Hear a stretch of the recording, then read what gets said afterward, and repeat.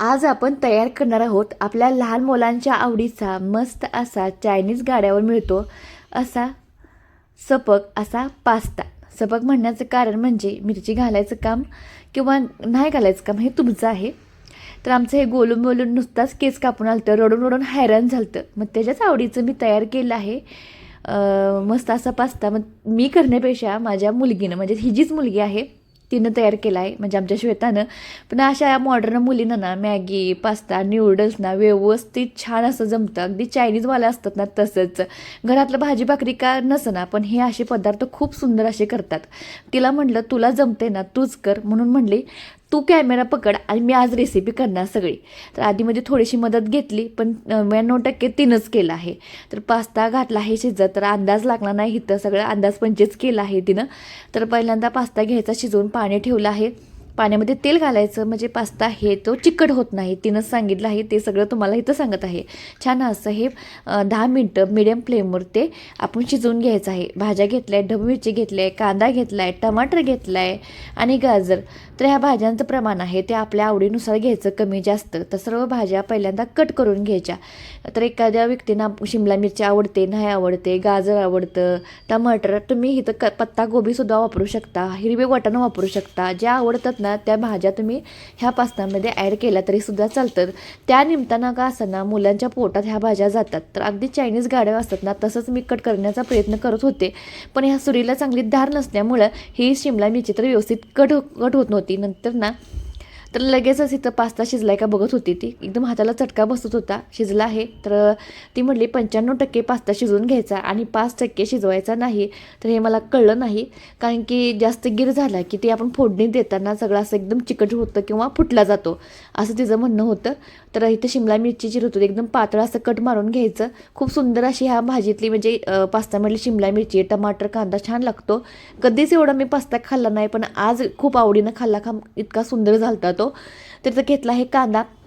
कांदासुद्धा अगदी पातळ कट करून घ्यायचा. चायनीज गाड्या असतो ना तसंच अगदी आपल्याला जमत नसतं तरीसुद्धा कट करायचा प्रयत्न करायचा. जितकं बारीक कट कराल तितकं छान असं त्या पास्त्याला टेस्ट येते. तर कांदाच कट करून झाल्यानंतर गाजरसुद्धा घेतला आहे कट करायला. अगदी पातळ असं कट करून घेण्याचा मी प्रयत्न करत होतो. एवढं काही जमलं नाही कट करायचा. तुम्हाला जमत असेल तर नक्कीच करा पातळ असं कट टमाटर कोबी आणि वगैरे असं कांदा वगैरे. तर इथं मी 4 वस्तू भाज्यापाल्यांचा घेतल्या आहेत. भरपूर असा लसूण घ्यायचा ह्या पास्त्यासाठी. म्हणजे चायनीज काय तर करायचं झाल्यानंतर आलं लसणाची पेस्ट मात्र जास्त वापरावी लागते. तर बाकीचा व्हिडिओ ते माझ्या मुलगीनंच केला आहे म्हणजे चालू बंद त्यामुळे इथं मी सांगते तुम्हाला. इथं तेल घातलं आहे.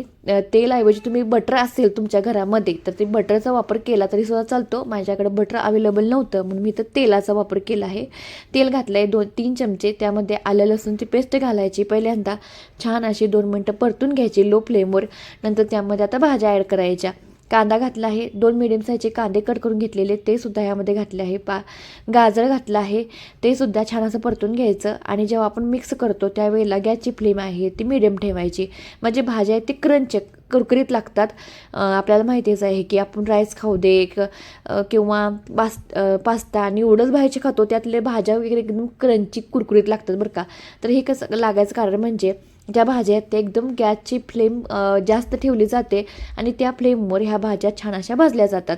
अगदी तसंच आपल्याला परफेक्ट घरामध्ये जमत नाही तरी आपण करण्याचा प्रयत्न करतो पण घरातल्या वस्तूंचा कशा बाबतीतच नाद करता येत नाही. अगदी हायजीन स्वच्छ आपण जे ते सामान आपण कमी जास्त घालू शकतो. पण ह्या आहेत आपले सोया सॉस घातला आहे. नंतर शेजवान चटणी आहे ती घातली आहे. व्हिनेगार थोडंसं अर्धा चमचा घातला आहे. आणि मुलांच्या आवडीची ग्रीन चटणी असते ग्रीन ते सॉस असतो ना तो सुद्धा घातला आहे. अगदी थोड्या प्रमाणात घातला आहे कारण की घरामध्ये आमच्या लहान मुलं असल्यामुळे इथं तिखट आहे ते थोडंसं कमी केलं आहे. ते तुम्हाला पहिल्यांदा सांगितले कमी तिखटाचा हा पास्ता केला आहे. तुम्ही ॲडिशनल ह्यामध्ये हिरवी मिरची घालू शकता म्हणजे तिखट होण्यासाठी किंवा लाल काश्मीरची पावडर किंवा तुम्ही ग्रीन चिली असते तो सॉस तो सुद्धा ॲड केला तरीसुद्धा चालतो.